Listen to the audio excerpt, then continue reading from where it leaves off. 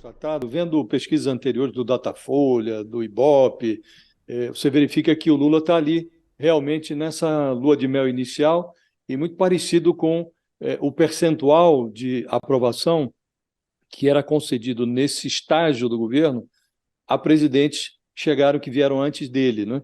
E há uma enorme expectativa dos brasileiros em relação ao desempenho econômico do governo. Para 62% dos brasileiros tem uma expectativa de que a economia melhore já neste ano de 2023, mostra a pesquisa da Quest.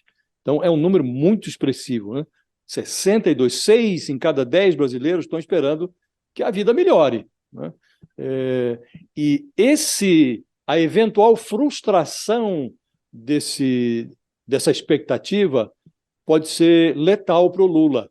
Então, o Lula, nesse momento, ele precisa concentrar, de fato, todas as suas atenções na área econômica, e aí nós estamos falando de economia em diferentes dimensões, né? Tem aquela dimensão mais popular, e disso o Lula já está cuidando ali do Minha Casa Minha Vida, está cumprindo promessas que fez em relação ao salário mínimo, e tem a macroeconomia. Nesse ponto, o governo está devendo ainda. O Haddad tem que divulgar aí o seu novo parâmetro, a sua nova regra para controle dos gastos públicos, que quem entende da matéria considera vital para o controle da inflação ou o controle das expectativas em relação à inflação. E inflação é o principal imposto do país. É o imposto que cobra mais caro daquele que é mais pobre. O rico se protege contra a inflação, o pobre não tem como se proteger. E a inflação fechou aí, em janeiro, rodando na casa dos 5,7% no acumulado de 12 meses. Então, essa agora tem que ser a prioridade do governo. O governo está na média, o Lula tem um governo também, o ministério está sendo bem avaliado, segundo essa pesquisa, e ele tem essa expectativa para atender, Fabiola. E atendendo, ele fecha o ano bem. Se desatender, ele chega no final do ano com problemas de popularidade. Então, essa tem que ser a prioridade do Lula, atender à expectativa econômica do eleitorado. Então, Fabiola, eu acho que você começou manchetando esse assunto muito bem, né? Quer dizer, essa primeira pesquisa, ela reflete um momento muito diferente, talvez, do que se imaginava pelas manchetes de jornal, pelas discussões em torno até da economia e do comportamento propriamente do Lula, né? Então, essa é a pesquisa que a gente costuma chamar na ciência política de a pesquisa da lua de mel, né? É muito interessante quando a gente pega o recorte de todos os presidentes, desde Fernando Collor de Mello até agora o Lula 3, e a gente pega pesquisas, por exemplo, feitas pelo Ibope no passado, né? E compara, calcula a média da avaliação positiva de todos esses presidentes que já assumiram o Brasil. A história, aos poucos, a história democrática brasileira vai acumulando presidentes, né, Fabio? E se a gente faz uma média de qual é a avaliação positiva de todos esses presidentes no começo dos seus mandatos, a média dá 37,1%. Ou seja, o Lula, nesse momento, está acima da média dos presidentes nessa história, né, da pós-redemocratização desde 88. Mas está muito próximo desse período que a gente destaca como a lua de mel, que é o começo de governo, quando as pessoas depositam expectativas, esperanças para que o governo aconteça. Por que esse número é importante, Fabiola?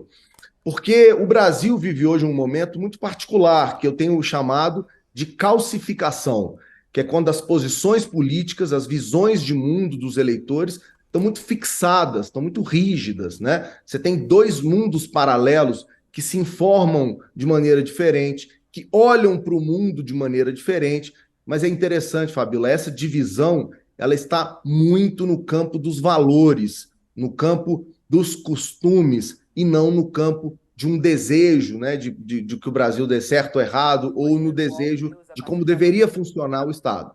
Tá? Então, esse resultado positivo para o governo Lula nesse começo é fruto de um processo que me parece estratégico, em que o governo aposta quase tudo nesse começo na agenda da economia, né? O Lula tratou logo de resolver a PEC para garantir auxílio, para garantir agora aumento de salário mínimo, para falar de emprego, para discutir juros, ou seja, o Lula trouxe a discussão para o campo que lhe é mais favorável, que é a economia, e com isso ele consegue, então, ficar na média dos outros presidentes do ponto de vista dessa avaliação. Acho que esse é um destaque muito importante da gente ressaltar.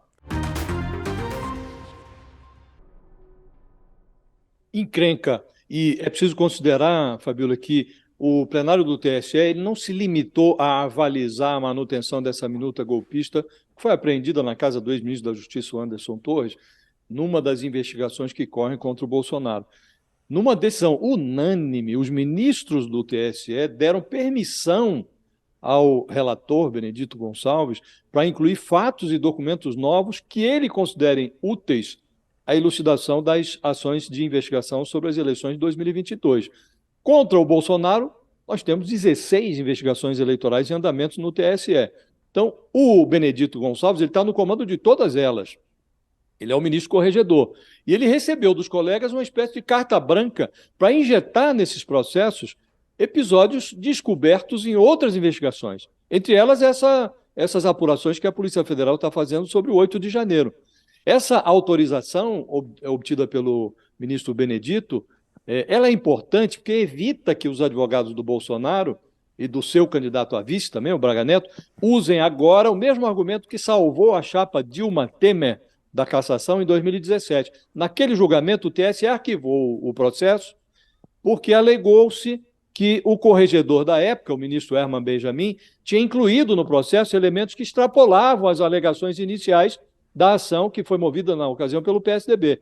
Então, o Herman Benjamin, inclusive, ficou inconformado e ele pronunciou aquela frase símbolo do julgamento: eu, como juiz, me recuso a participar, a exercer o papel de coveiro de prova viva.